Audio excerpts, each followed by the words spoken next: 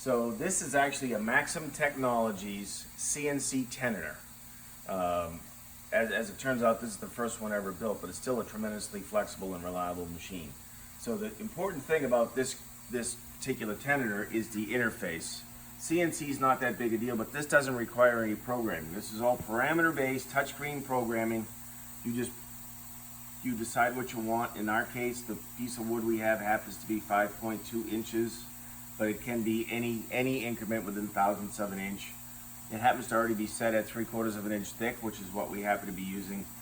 The great thing about this machine is you could do a square tenon, or you could do a round shoulder tenon if it's blind. If you just soon do it round, because that's generally going to be the mortise that you have.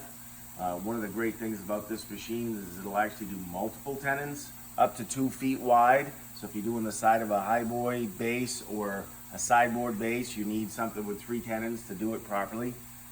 This machine has a function here called scribe, so it will actually go around the whole outside, so that when it goes through, blows through the top, there'll be 0 chip out no matter what. And it actually, we have it set now at 0.375, but again, if you've got a sharpened tool and you need it 0.371, that's perfectly fine too. It makes no difference.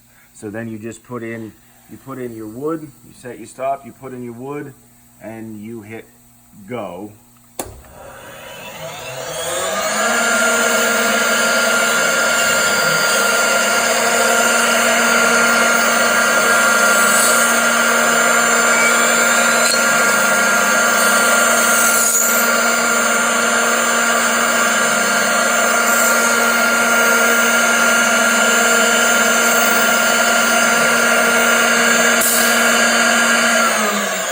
So you can see, compared to what it was on the screen, this actually would get cut off because there was a cut there, but you can see that it mills it just like it shows you on the screen. That's all there is to use. All of you are now fully trained to use the CNC Tenoner.